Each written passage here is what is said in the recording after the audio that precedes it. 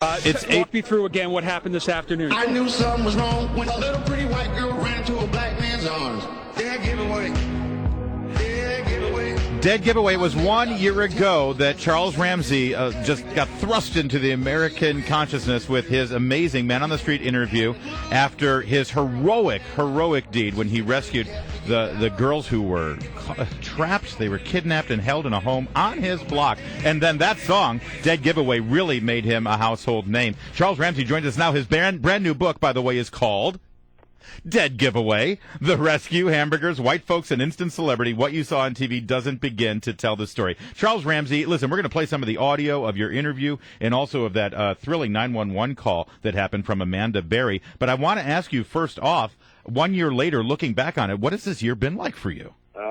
It's been a lot of sleepless nights, restless, turning back and forth and wondering, do I need therapy along with those girls? Now, I didn't get beat, I didn't get kidnapped, and I wasn't raped.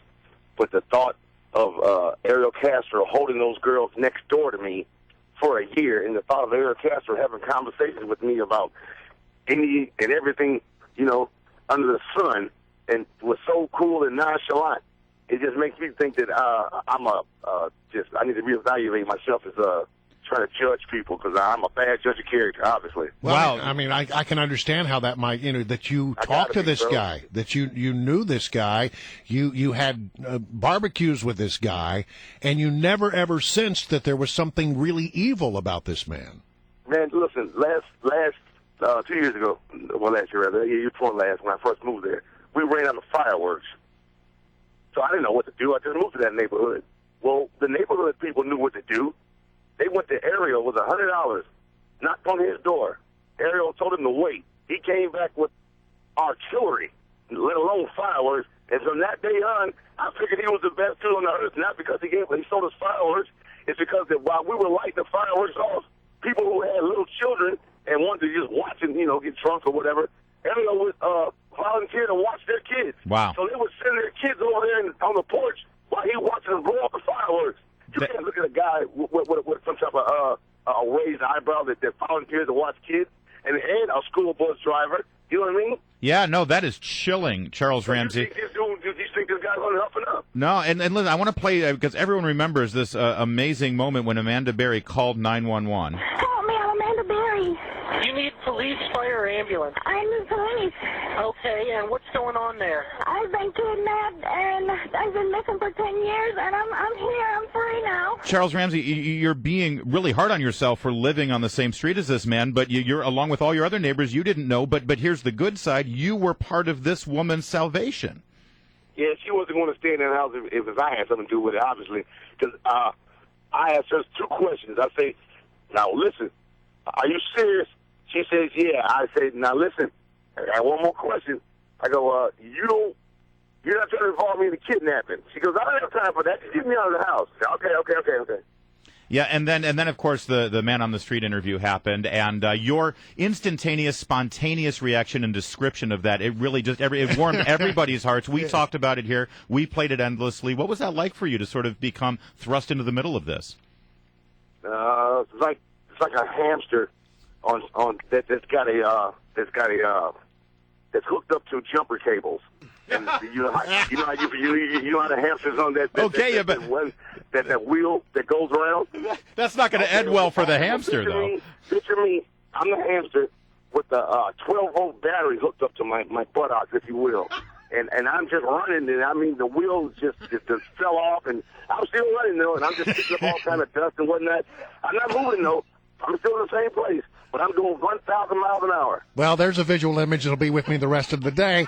Look, I used to work in television news, and when I saw your interview, your what we call a Man on the Street interview, I said, you know what? In the history of television news, there has never been a better Man on the Street interview. But what happened after that? How did you got thrust into the public light?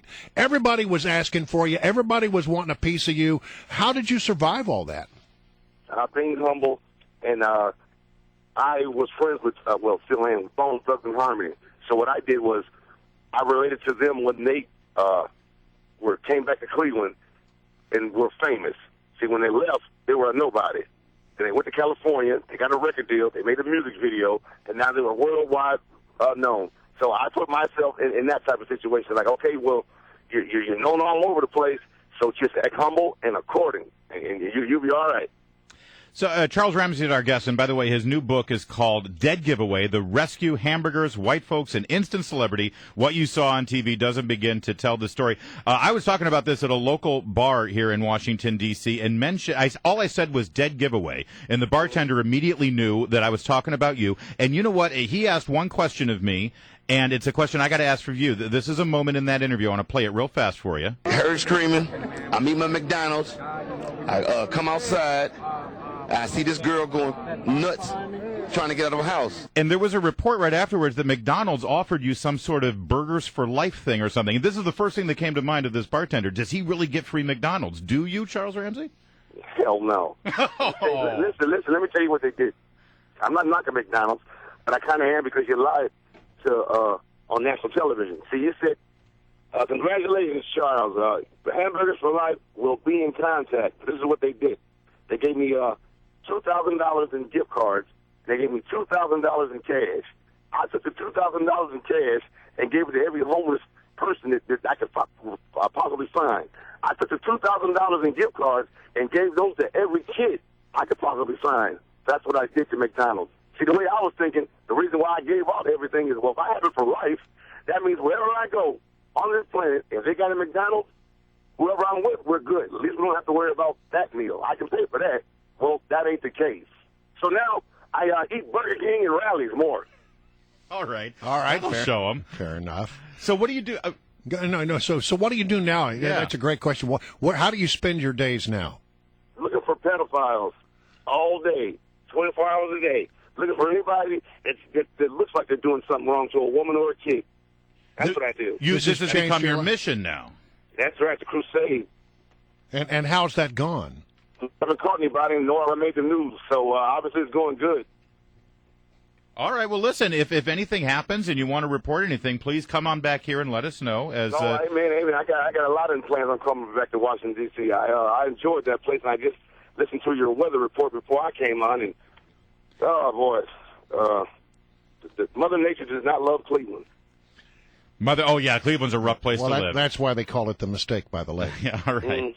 All right, well, listen, Charles Ramsey, thanks for joining us, and good luck with your book, Dead Giveaway, The Rescue, Hamburgers, White Folks, and Instant Celebrity. What you saw on TV doesn't begin to tell the story. What a colorful guy you are, and we really loved hearing you. And again, I just want to reiterate, what a happy ending to a horrific story. Not only are those girls free now and able to live their lives, but Ariel Castro, we don't have to worry about him again either. No, Charles, no. Thank you so much for joining us. All right. If I had that $8 million, I could have paid his bond and killed him then, but I didn't have the cash. All right. All right. Thanks, Charles. Thanks.